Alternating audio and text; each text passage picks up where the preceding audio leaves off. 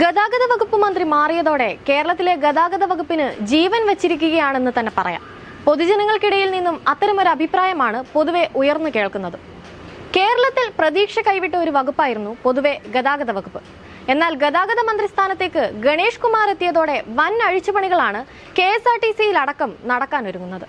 ലാഭത്തിലാക്കാനായില്ലെങ്കിലും ഇപ്പോഴുള്ള അപകടാവസ്ഥയിൽ നിന്ന് കരകയറ്റാനുള്ള പരമാവധി ശ്രമം ഉണ്ടാകുമെന്ന് മന്ത്രിയായതിന് പിന്നാലെ തന്നെ KB ഗണേഷ് കുമാർ പറഞ്ഞിരുന്നു.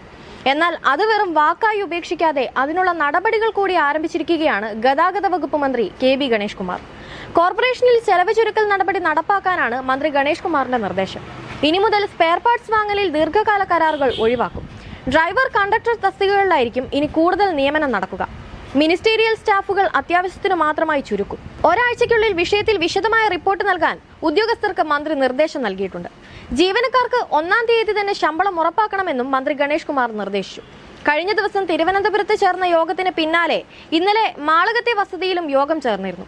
ഓട്ടോമൊബൈൽ കാര്യങ്ങളിൽ താല്പര്യമുള്ള വ്യക്തിയായതിനാൽ തന്നെ പരിഷ്കരണങ്ങൾ വേഗത്തിലാക്കാനുള്ള ശ്രമത്തിലാണ് പത്തനാപുരം MLA കൂടിയായ ഗണേഷ് കുമാർ. കാര്യങ്ങൾ പഠിക്കാൻ ഒരാഴ്ച സമയം വേണമെന്നും കമ്പ്യൂട്ടറൈസേഷൻ ഉൾപ്പെടെയുള്ളവ ഉടൻ നടപ്പാക്കുമെന്നും അധികാരം ഏറ്റയുടൻ തന്നെ മന്ത്രി അറിയിച്ചിരുന്നു. ഇതിന്റെ ഭാഗമായാണ് ഇപ്പോൾ മന്ത്രി കൂടുതൽ തീരുമാനങ്ങളുമായി രംഗത്ത് വരുന്നത്. ഏതായാലും പ്രതീക്ഷ കൈവിട്ട വകുപ്പിനെ വീണ്ടും തിരിച്ചു കൊണ്ടുവന്നിരിക്കുകയാണ് പുതിയ മന്ത്രിയെന്നാണ് ജനങ്ങളുടെ അഭിപ്രായം. ഇത്തരത്തിൽ കൈകാര്യം ചെയ്യുന്ന വകുപ്പിനെ പറ്റി കൃത്യമായി ബോധ്യമുള്ള നേതാക്കളെ മന്ത്രിമാരായി നിയമിക്കണമെന്നതടക്കമുള്ള കമന്റുകളാണ് സമൂഹ മാധ്യമങ്ങളിലടക്കം ഉയർന്നു കേൾക്കുന്നത്. KSRTCയിലടക്കം വ്യാപകമായ രീതിയിൽ മാറ്റങ്ങൾ കൊണ്ടുവരുന്നതോടെ നിലവിൽ ജീവനക്കാർ നേരിടുന്ന ശമ്പള പ്രതിസന്ധിയിലടക്കം ചെറിയ തോതിലെങ്കിലും ഒരു പരിഹാരമുണ്ടാകുമെന്ന പ്രതീക്ഷയിലാണ് KSRTC ജീവനക്കാരും.